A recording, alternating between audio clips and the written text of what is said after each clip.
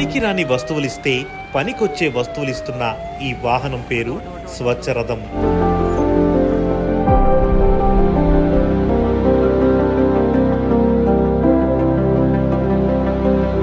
ఊర్లో మా చేపర్లు ఉన్నారంటే తొక్కు తోప తుడిసి రోడ్లు గీడ్లు తుడిచేసి శుభ్రంగా చేసేవారు. మీరు వచ్చారు, ఏదో వాటికి కాయలు గీయలు అన్నీ తయారు చేసి ఏదో పావలా బేడ వచ్చిన కాడికి కేజీ అంత అని ఇస్తున్నారు. ఇవాళ ఓ తెపాలు ఇచ్చాను, ఒక కత్తి ఇచ్చాను, ఓ మిర్చి గిన్నె ఇచ్చాను, 4 సీసాలు ఇచ్చాను.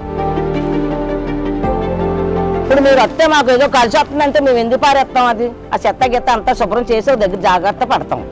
మంచిదే కదా, అభివృద్ధి చేసినట్టే కదా. ప్రతి గ్రామాన్ని పరిశుభ్రంగా ఉంచేందుకు ముఖ్యమంత్రి చంద్రబాబు నాయుడు గారు ఈ వినూత్న కార్యక్రమాన్ని ప్రారంభించారు.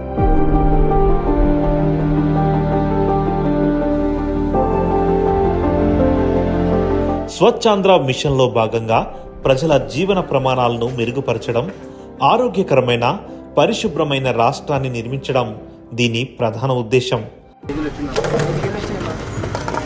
పేస్టులు, సబ్బులు, షాంపూలు అన్నీ ఉన్నాయి. మీకు కావాలి?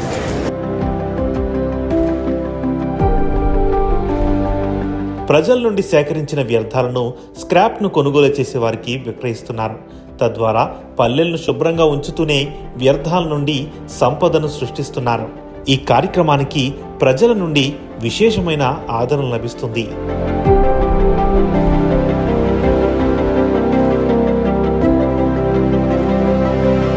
ఉదయం 8 గంటలు మొదలు పెడతాను. పంచాయతీ వారు మాకు షెడ్యూల్ ఇస్తారు, పలానా పంచాయతీకి వెళ్ళాలని. రోజుకి చిన్న చిన్న గ్రామాలు అయితే 2 పంచాయతీలు అవుతున్నాయి, లేదా పెద్దదైతే ఒకటే పంచాయతీ అవుతుంది. ఇది ఒక వ్యాపారంగా నడుస్తుంది. పైగా శాలరీ కూడా లాస్ అవ్వకుండా శాలరీ కూడా వస్తుంది, ఇన్సెంటివ్ కూడా వస్తుంది.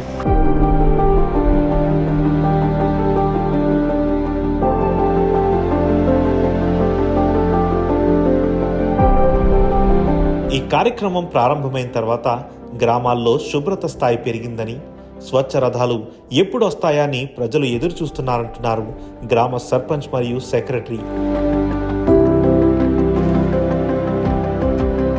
ఏవైనా సరే వేస్ట్ అనేది